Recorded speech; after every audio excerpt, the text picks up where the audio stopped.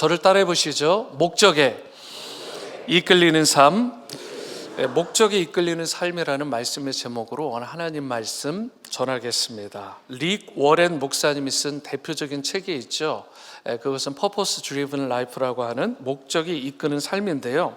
이 책에서 인생의 가장 중요한 목적이 무엇이냐, 이것을 이렇게 밝히고 있습니다. 그것은 복음의 비밀을 온 세상 모든 이웃들과 나누는 것이며, 바로 이 목적이 주님을 영접한 모든 사람들의 궁극적인 사명이 되어야 한다. 이렇게 우리 인생의 목적, 삶의 목적을 밝히고 있습니다.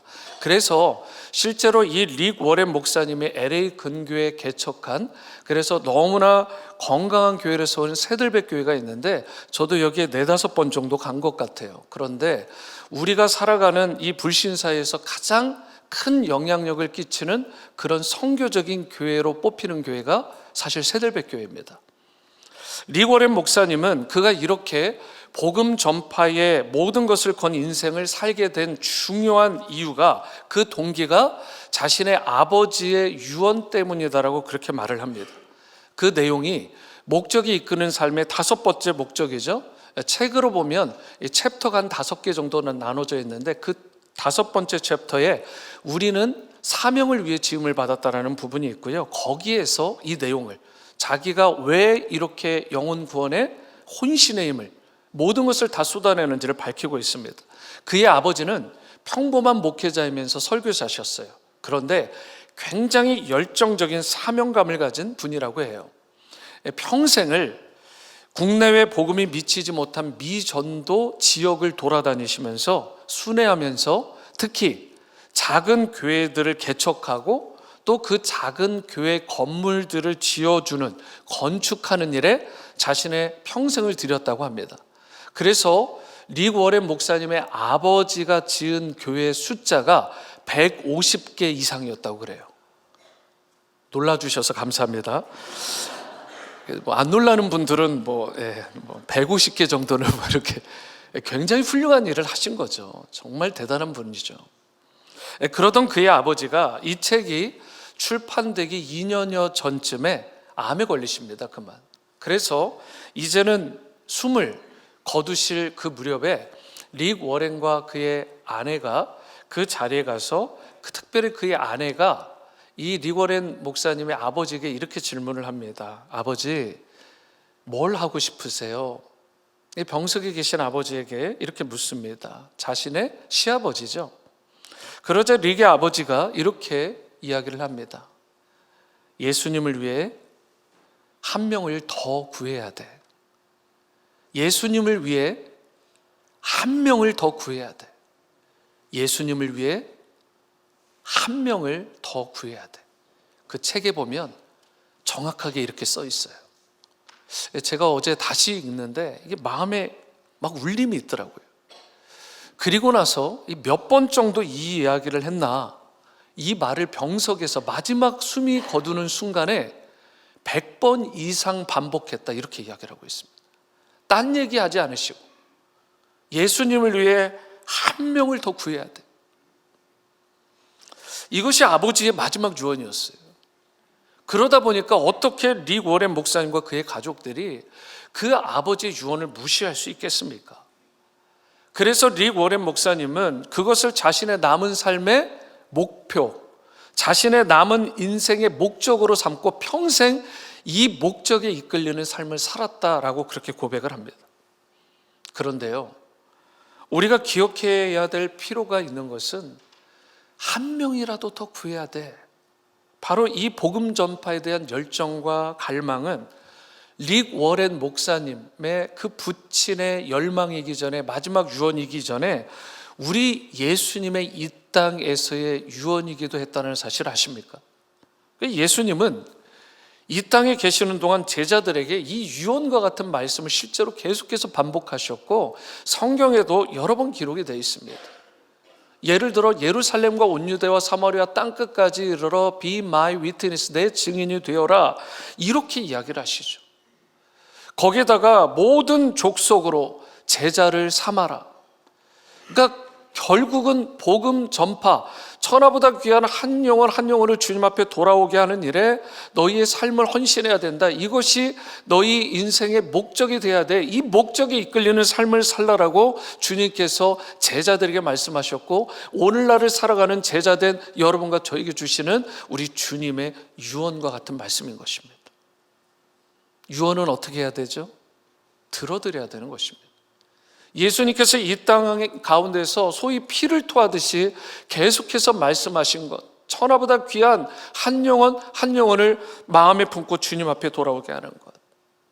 근데 예수님께서 왜 이렇게까지 하셨겠어요? 오직 십자가의 그 죽으심과 부활의 복음만이 이 땅에 온 인류의 마지막 소망이기 때문에, 이 외에는 소망이 없는 것입니다.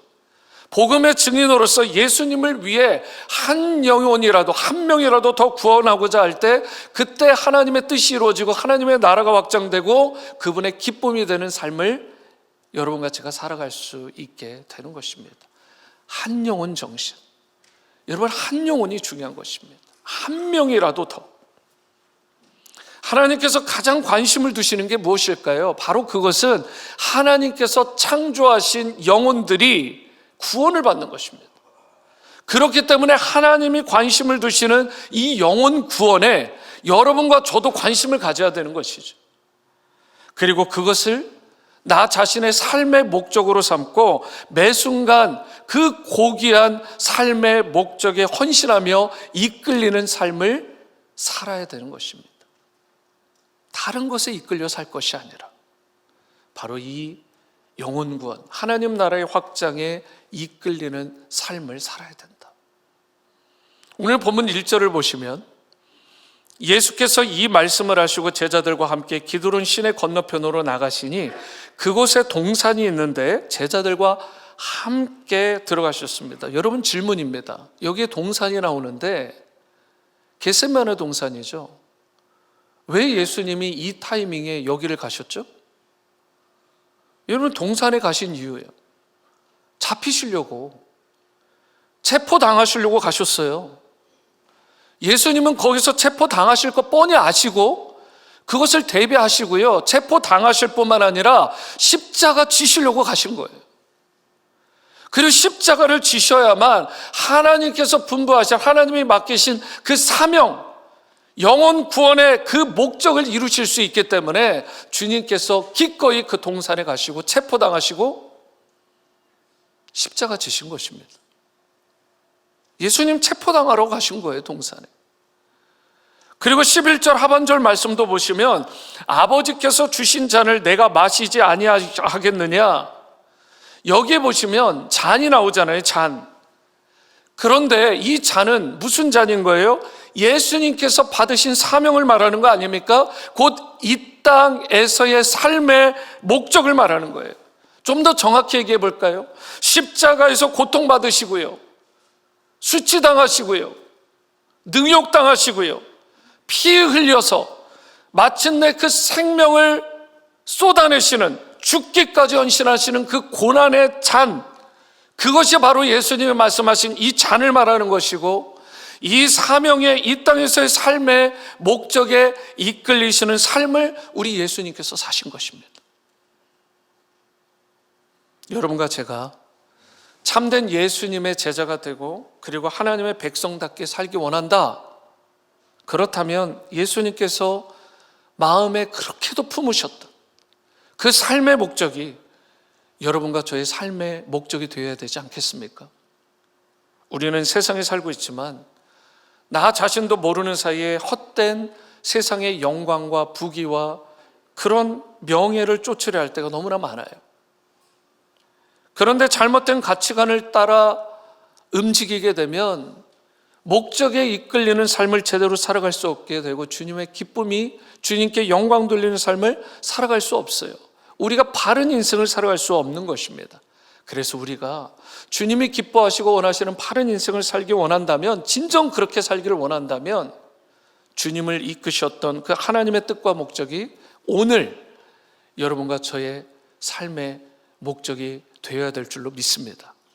그렇다면 우리가 어떻게 할 때 예수님께서 하나님의 목적을 위해서 살아가셨듯이 우리도 그 삶의 목적을 이루며 살아갈 수 있을까? 오늘 주신 말씀을 통해서 목적에 이끌리는 삶을 살아가기 위해 나에게, 우리에게 필요한 것이 무엇인가? 이 부분을 함께 살펴보기를 원합니다. 첫 번째로, 목적에 이끌리는 삶을 살기 위해서 우리에게요, 세상을 이기는 담대함이 필요한 것입니다.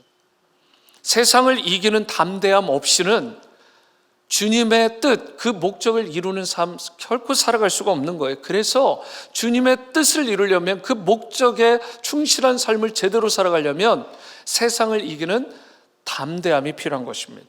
3절 말씀 보실까요? 유다가 군대와 대제사장들과 바리새인들에게서 얻은 아랫사람들을 데리고 등과 횃불과 무기를 가지고 그리로 오는지라.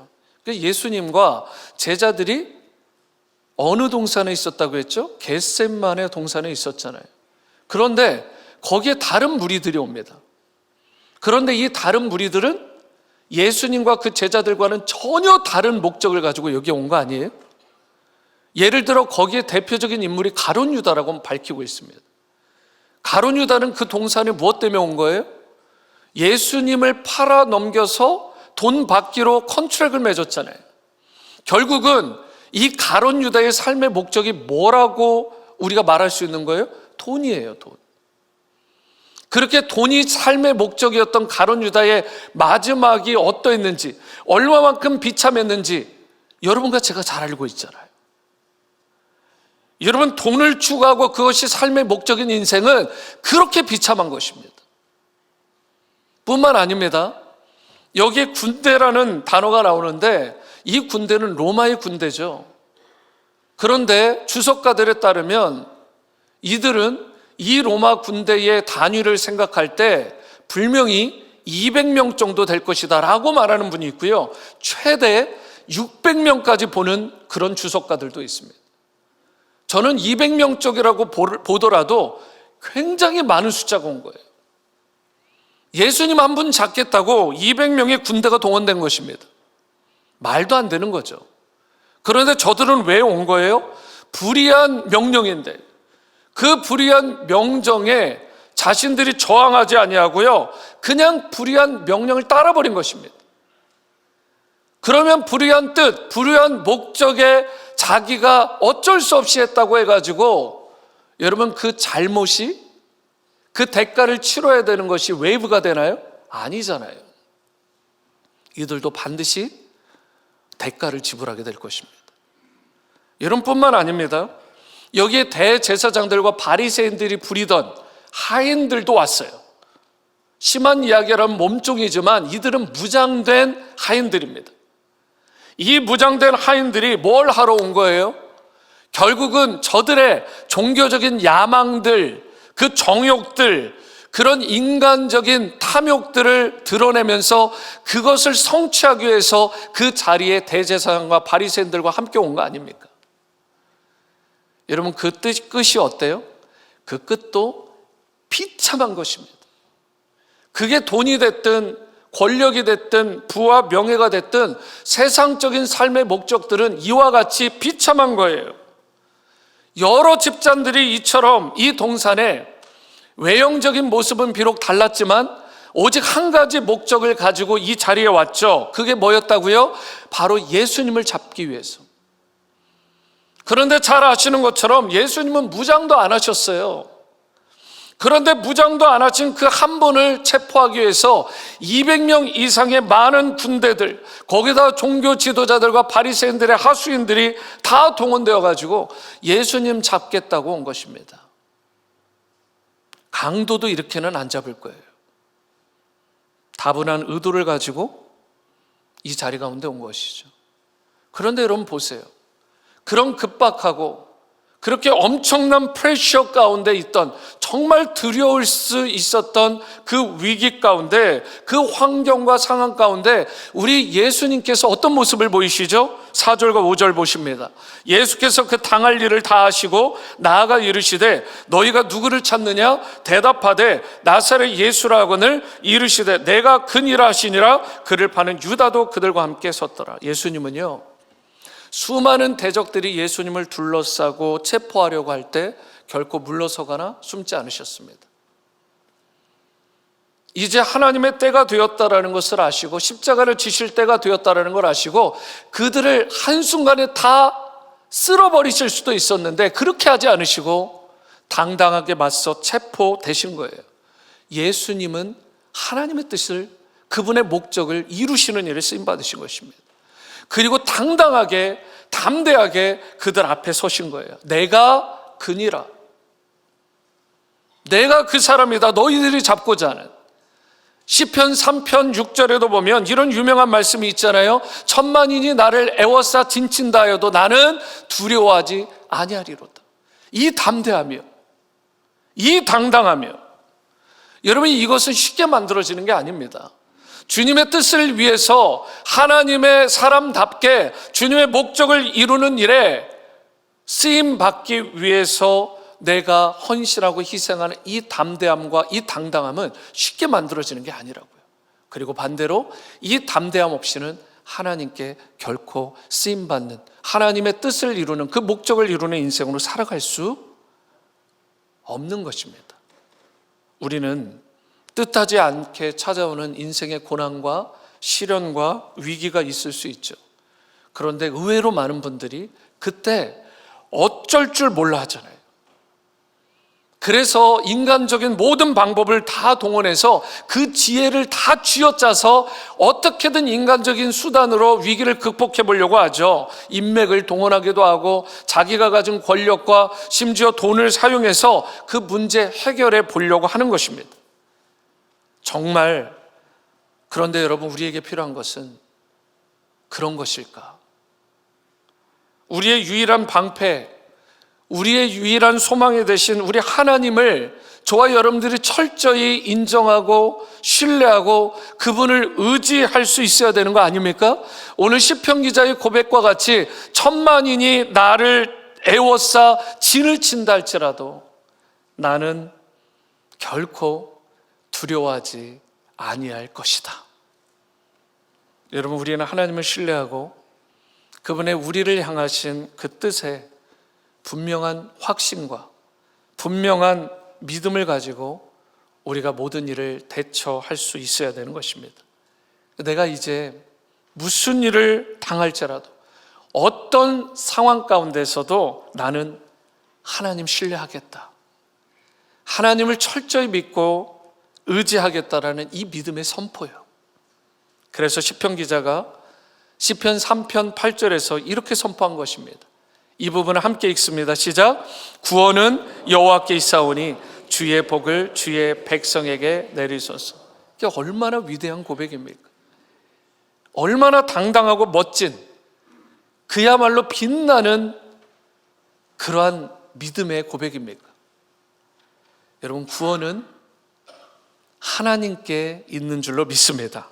우리가 어떠한 일을 당하든지, 저와 여러분들이 무슨 상황 가운데 있든지 하나님께서 저와 여러분들을 지켜주시고 힘도 주시고 지혜도 주시고 피할 길과 능력을 베풀어 주신다라는 이 사실, 이와 같이 하나님이 나와 함께 하시고 나를 지켜주신다는 이 분명한 믿음과 확신이 있을 때 비로소 세상이 줄 수 없는 담대함을 가지게 되고 세상을 이길 수 있게 되는 것입니다.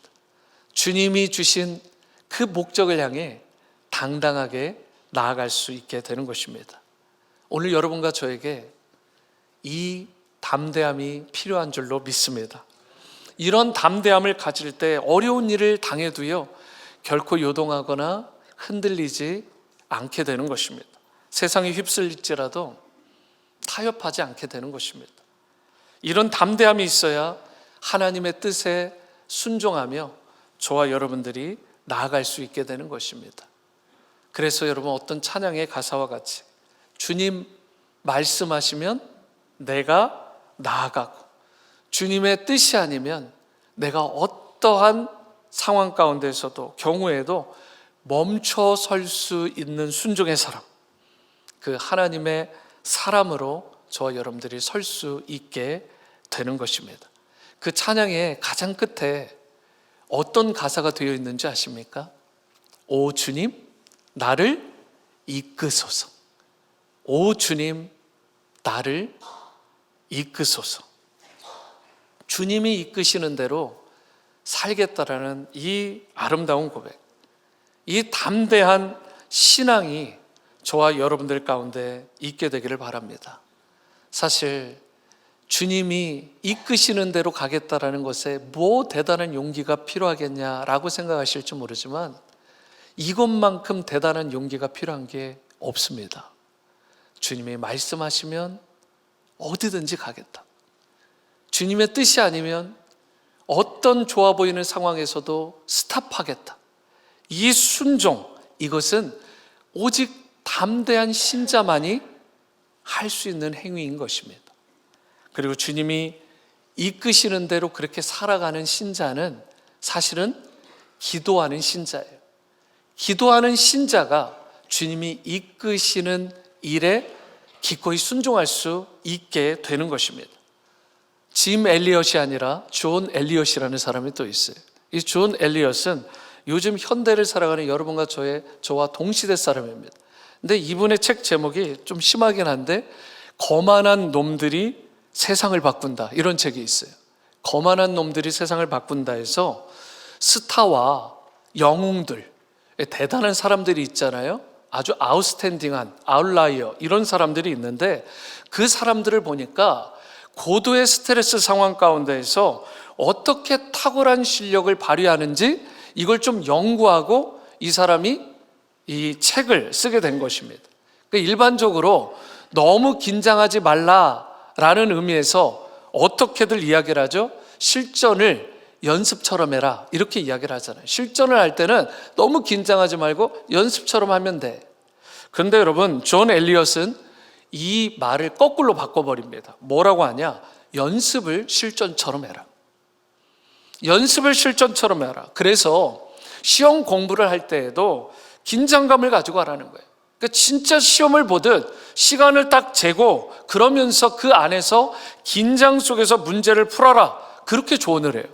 운동을 할 때도요, 실제로 시합하듯 긴장 속에서 운동하고 긴장 속에서 훈련하라라고 조언을 합니다. 그래야 위대한 그런 학자와 그리고 위대한 선수가 될 수 있다. 재밌는 것은 박세리 선수 아시잖아요? 골프 선수. 그런데 이 선수의 아버지가 박세리 선수를 훈련시켰던 특이한 방법 아십니까? 어린 시절에 그를 공동묘지로 데리고 갔어요. 이 공동묘지에서 뭘 시킨 거예요? 엄청난 긴장 상황 가운데서도 흔들리지 않도록, 그 연습을 거기서 부단히 시키면서 긴장 상태에서 트레이닝을 했기 때문에 엄청난 스트레스 속에서 시합을 치러야 되는, 대회를 해야 되는 LPGA, 미국 여자 프로골프에서요, 뛰어난 성적을 거두잖아요. 거기다가 수많은 트로피를 들어올립니다. 그래서 2007년 세계 골프 명예의 전당, 거기다가 LPGA 명예의 전당에 가입이 된 인물이에요. 얼마나 많은 사람들에게, 그 국민에게 기쁨과 감동을 선사한 인물입니까? 그런데 그 부분이 바로 그런 엄청난 훈련에서 나왔다는 거예요. 긴장 상태에서 훈련, 연습을 실전처럼. 저는 우리 신앙생활도 마찬가지라고 생각합니다. 우리가 기도할 때도요, 실전처럼 해야 되는 거예요. 가정이 어렵다고 느껴질 때, 사역이 어렵다고 힘겹다고 느껴질 때, 관계가 쉽지 않다, 그렇게 비즈니스 직장이 어렵다고 느껴질 때 그 사실을 인정하고 기도하는 것 참 귀한 일입니다. 그런데 여러분 생각해 보세요. 더 중요한 게 있잖아요. 그게 뭐예요? 그처럼 문제가 일어났을 때, 위기가 닥쳤을 때, 평상시 여러분 정말 그런 모든 상황 가운데서만 기도하는 게 아니라 평상시 일상 가운데서 그야말로 평안할 때, 모든 게 잘 된다라고 생각할 때, 안정될 때, 바로 그때 오히려 긴장의 끈을 늦추지 말고, 저와 여러분들이 영적으로 잠들지 말고, 기도 소리를 낮추지 말고 더 높이고, 일상 속에서 긴장감을 갖고 실전처럼 근신하여 깨어 간절하게 기도해야 된다는 것입니다. 그래서 베드로전서 5장 8에서 9절 상반절에서도 이렇게 말씀을 하잖아요. 근신하라, 깨어라, 너희 대적 마귀가 우는 사자같이 두루다니며 삼킬 자를 찾나니 너희는 믿음을 굳게 하여 그를 대적하라라고. 그런데 깨어서 근신하라고 할 때 언제 깨어 근신하라고 하죠? 항상입니다. 항상 깨어 근신하라라고 말씀을 하고 있어요. 여러분, 근신함이, 영적으로 깨어 있음이 여러분과 저의 일상이 되어야 될 줄로 믿습니다. 그렇기 때문에 마음의 끈을 좀 다 풀어버리면 안 됩니다. 모든 일들이 잘 된다고 해가지고 허리띠를 그냥 풀어버리면 안 되는 거예요. 늘 긴장을 가지고 평소에 깨어서 근신함으로 일상에서 소위 기도의 최전성기를 매일매일 경험하는 여러분과 저의 삶이 되어야 될 줄로 믿습니다. 그렇게 세상을 이기는 담대함으로 우리가 그 기도 가운데 살아갈 때 여러분과 저에게 닥치는 어떠한 어려움과 위기도 넉넉하게 이겨낼 수 있게 되는 것이고, 그러할 때 주님이 이끄시는 대로 순종하는 목적에 이끌리는 삶을 살아갈 수 있게 될 줄로 믿습니다. 이러한 삶을 다 사시는 여러분과 제가 될 수 있게 되기를 주님의 이름으로 축원합니다. 두 번째로, 목적에 이끌리는 삶을 살려면 저를 한번 따라해 보시죠. 주님의 권세가 필요한 것입니다. 나의 힘과 능력과 지혜와 권세가 아니라 주님의 권세가 있어야 세상 가운데서 저와 여러분들이 주님의 뜻을, 그 목적을 이루며 살아갈 수 있는 것입니다. 6절 말씀 보십니다. 예수께서 그들에게 내가 그니라 하실 때에 그들이 물러가서 땅에 엎드러지는지라. 예수님께서요, 참 재밌는 장면이에요. 자신을 붙잡으러 온 자들에게 내가 그다라고 말씀을 하시자 그 다음에 오히려 대적들이, 지금 수백 명이 왔다고 했잖아요. 그런데 저들이 뒤로 물러서더니 그냥 엎드러졌다라고 이야기를 하고 있어요. 여러분, 보통 이런 일이 없잖아요. 그 무장을 한 세력도 아니고. 그런데 내가 그다라고 할 때 이 사람들이 뒤로 막 물러서더니 엎드려졌다고요. 왜 그랬을까? 시편 27편 2절에 이런 말씀이 있습니다. 악인들이 내 살을 먹으려고 내게로 왔으나 나의 대적들, 나의 원수들인 그들은 어떻게 오히려 실족하여 넘어졌답니다. 예수님의 모든 삶은요, 구약 성경에 나와 있는 모든 말씀을 다 이루시는 완전하신 우리 주님의 모습이었어요. 그 중에 하나가 마지막 붙잡히시는 그 찰나에도 많은 사람들이 느낄 때 주님의 그 위엄, 그 주님의 권세, 그 주님의 엄청난 힘을 그들이 느끼게 된 것입니다. 주님이 능력이 없어서, 지혜가 없어서, 힘이 없어서 붙잡히신 게 아니라고요. 그 이상의 엄청난 파워가 있었음에도, 그 권세가 있었음에도 사용하지 않으시고 주님께서는 하나님의 뜻을 이루시기에, 그 십자가를 위해서 그 목적을 이루기에 나아가신 것이죠. 악인들, 대적들, 원수들이 득달같이 달려들어도 실족하지 않고 넘어지지 않는 것, 그것은 바로 우리 주님의 모습이었고 시편 기자의 모습이었고, 그 주님을 마음에 모신 여러분과 저의 삶이 되게 될 줄로 믿습니다. 오늘 본문 속 예수님은 사실 하나님의 본체이시자 하나님이시잖아요. 왜요? 여기서 내가 그다 라는 말이 나오는데 이게 굉장히 재미있는 표현입니다. 영어 성경에 보면 I am he 라고 되어 있잖아요. 그런데 I am he라고 되어 있는데 원어인 헬라어를 보면 뭐라고 되어 있냐면 에고 에이미, 그 유명한 에고 에이미가 여기에 쓰여 있어요. 그게 무슨 뜻이죠? 영어로 표현하면 I am, 나는 스스로 있는 자야. 그래서 구약 성경으로 보면 나는 야훼, 나는 여호와다라고 하는 이름, 그 선포가 되는 이름이 에고 에임입니다. 그런데 예수님께서 이 말을 의도적으로 쓰신 거예요. 주님의 신성을 드러내신 것입니다. 하나님 되심을 드러내신 거예요. 예수님은요, 자기 스스로를 분명히 이렇게 얘기하셨습니다. 나는 에고 에이미, 야훼, 내가 하나님이다. 여러분, 그렇게 선포를 하신 것입니다. 그리고 이 놀라운 선포, 이 신적인 위엄과 권세 앞에서 그 대적들이 물러서게 되고 땅에 엎드리기까지 한 것입니다.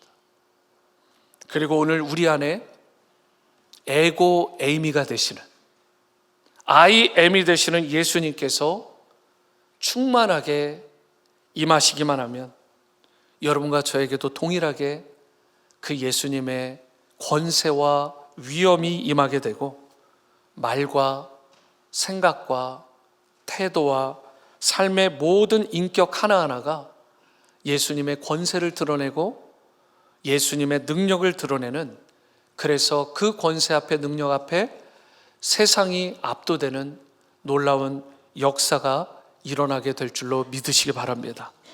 우리가 세상에 보여줘야 될 것이 바로 이것입니다. 저와 여러분들이 세상에 보여줄 것은 다른 것이 아니라 예수님을 드러내고 나를 통해 예수님을 보여줄 수 있어야 되고 그분의 권세와 그분의 능력을 드러낼 수 있어야 그 예수님을 봄으로 세상이 감동하게 되고 그 복음에 반응해서 한 영혼 한 영혼, 천하보다 귀한 영혼들이 주님께로 돌아오게 되는 것입니다. 나를 보고가 아니라 내 안에 계신 에고 에이미가 되시는 예수님을 보고 수많은 영혼들이 주께 돌아오게 되는 것이죠. 그래서 사도 바울이 이런 고백을 한 거 아니겠습니까? 빌립보서 3장 7절에서 9절 상반절은 다 함께 읽겠습니다. 시작. 그러나 무엇이든지 내게 유익하던 것을 내가 그리스도를 위하여 다 해로 여길 뿐더러 또한 모든 것을 해로 여김은 내 주 그리스도 예수를 아는 지식이 가장 고상하기 때문이라. 내가 그를 위하여 모든 것을 잃어버리고 배설물로 여김은 그리스도를 얻고 그 안에서 발견되려 함이니. 바울은요, 이 말씀 바로 앞선 5절과 6절에서요 뭐라고 얘기를 하냐면 내 삶은 너무나 화려했다, 너무나 대단했다, 누구에게도 꿀리지 않는 정말 자랑할 만한 과거였다라고 말해요. 그리고 나서 방금 전에 읽었던 7절에 뭐라고 얘기하고 있어요? 그러나 라고 시작하고 있는 것입니다. 그리고 나서 선포한 말이 무엇이든지 내게 유익하던 그것들 내가 그리스도를 위하여 이제는 다 해로 여긴다라고 고백하고 있는 것입니다. 저는 이 고백이 여러분과 저의 고백이 될 수 있게 되기를 바랍니다. 사도 바울이요, 과거에는 자신의 육체를 신뢰했고요, 과거에는 8일 만에 할례받고 이스라엘 족속 베냐민 지파 히브리인 중에 히브리인, 율법으로는 둘째가라면 서러울 정도로 대단해서 심지어 자기는 율법에 흠이 없는 자라고 자신할 수 있을 정도의 엄청난 인물이었어요. 그렇게 자신을 자신하고 자신을 자랑하던 인물이었는데 이제는 그 모든 것을 다 해로 여긴다, 배설물로 여긴다라고 고백하고 있다고요. 우리도 마찬가지 아닌가요? 물론 내 물질, 내 학벌, 내 능력, 내 지식, 그리고 내 외적인 것들 적정히 사용해서 내가 전도의 접점 정도는 사용할 수 있어요. 하지만 그것으로 진정한 차원의 권위나 능력은 결코 나오지 못합니다. 사실 여러분과 제가 세상적인 것이 좀 부족하고요, 물질이나 권세는 좀 부족하더라도 나사렛 예수 그리스도의 그 이름의 권세를 가지고 그것을 누리며 그것을 사용할 수만 있다면 그때부터 놀라운 복음의 역사가 일어나게 되고 목적에 이끌리는 삶, 주님이 기뻐하시는 그 삶을 여러분과 제가 충실하게 살아갈 수 있게 될 줄 믿습니다. 교회에 뭐 그렇게 금과 은이 대단히 많겠어요. 여러분, 사실 성도된 우리의 집에 뭐 그렇게 금과 은, 세상 권세와 능력이라는 게 뭐 대단히 있겠습니까? 근데 갑자기 이렇게 얘기하는데, 목사님 제 집에 금괴가 있는데요, 뭐 그렇게 얘기한다면 제가 할 말이 없지만 뭐 대부분은 그렇다고요. 대부분은 없어요. 여러분, 그런데 사도행전 3장 6절에서 8절 사도 베드로의 선포와 역사를 한번 보세요.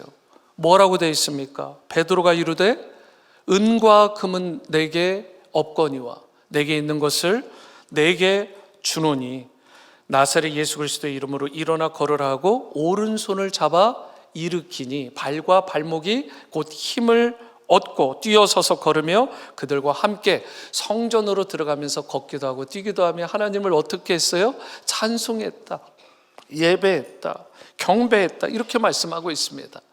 여러분, 이러한 베드로의 선포와 복음의 역사가 오늘날을 살아가고 있는 여러분과 저 나를 통해서도 우리 교회와 성도의 가정과 우리 자녀들을 통해서도 일어날 수 있게 되기를 주님의 이름으로 축복합니다. 이것이 우리가 세상에 보여주고 나타내고 드러내야 될, 여러분과 제가 사용해야 될 진짜 권세이고 능력이 되는 것입니다. 그리고 이 권세가 회복될 때 교회와 성도가 능력 있게 되는 것이고, 그래야 복음의 역사가 일어나게 되는 것이고, 천하보다 귀한 한 영혼이 주님 앞에 돌아와 하나님의 나라가 회복되고 확장될 수 있게 되는 것입니다. 주님은요, 이 시대를 살아가는 여러분과 저 우리를 통해서 복음의 역사가 일어나기를 너무나 간절히 원하고 계십니다. 하나님 나라의 회복과 확장을 위해서 여러분과 제가 그분이 불러주신 그 부르신 목적에 충실하게 살기를 기대하고 계세요. 그리고 그 부르심에 충실한 삶을 사는 신자는 사실은 그 내면을 들여다보면 사랑의 신자들이라는 것, 사랑에 충만한 그리스도인이라는 것입니다. 그런 의미에서 마지막 8절에 나타난 예수님의 사랑을 한번 보겠습니다. 8절은 다 함께 읽습니다. 시작. 예수께서 대답하시되 너희에게 내가 그니라 하였으니 나를 찾거든 이 사람들이 가는 것은 용납하라 하시니. 이제 곧 예수님은 체포당하실 것이고요, 십자가에서 갖은 수치와 능욕과 침뱉음과 고난을, 온갖 고난을 다 당하시다가 도저히 십자가를 자신의 힘으로 지실 수도 없는 지경까지 이르시다가 죽음까지 당하실 것입니다. 이 사실을 아셨는데도 불구하고 예수님은 자신의 안위와 자신의 형편을 돌아보기보다는 그 마지막 순간까지도 자신이 아니라 예수님의 제자들을 돌아보고 그들의 안위를 걱정하셨다는 사실, 이것이 바로 여러분과 저를 향한, 온 세상을 향한 예수님의 사랑의 모습인 것입니다. 오늘날 우리 주위에 너무나 많이 아파하고 신음하고 죽어가는 영혼들이 있습니다. 홀로 울다가 신음하고 울먹이다가 고통 가운데 있는 우리 형제 자매님들도 참 많습니다. 이들을 찾아가서 이들에게 예수님께서 나에게 베푸시고 부어주신 그 사랑을 나누고 전하고 베풀며 살아가는 것, 이것이 여러분과 제가 마땅히 이 땅 가운데서 해야 될 사명이고, 이것이 바로 이 땅에서의 삶의 목적인 줄로 믿습니다. 주님이 말씀하시면 어떤 영혼도 저희가 꺼리거나 제한을 두지 말고 그 영혼에게로 찾아가야 됩니다. 주님께서 이끄시는 대로 순종하여 나아가는 여러분과 제가 될 수 있게 되기를 바랍니다. 세상의 물질, 명예, 권력 다 지나가요. 그러나 내가 주님이 부르신 그 삶의 목적에 이끌려서 예수님의 진실된 사랑으로 누군가를 품어주고 사랑해 주었던 그 사랑만큼은 영원히 남겨지고 우리 주님이 기억하시게 되는 것입니다. 서두에 말씀드렸듯이 그 무엇보다 우리는 예수님을 위해 한 명이라도 더, 예수님을 위해 한 명이라도 더 구원하는 일에 우리 삶의 목적을 두고 영원한 생명을 주는 일에 우리가 헌신해야 됩니다.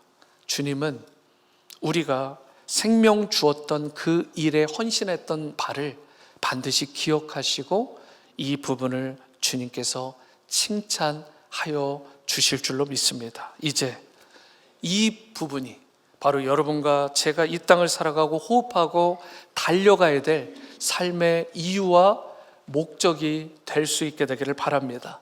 예수님처럼 사람들을 사랑하고 배려하고 섬겨주며 영원한 생명을 주는 일, 제자 삼는 일, 선교하고 아름답고 가치 있게 나누며 살아가는 의미 있는 삶, 바로 주님이 말씀하시고 분부하신 그 목적에 이끌리는 삶 다 살아가시게 되기를 존귀하신 주님의 이름으로 축원합니다.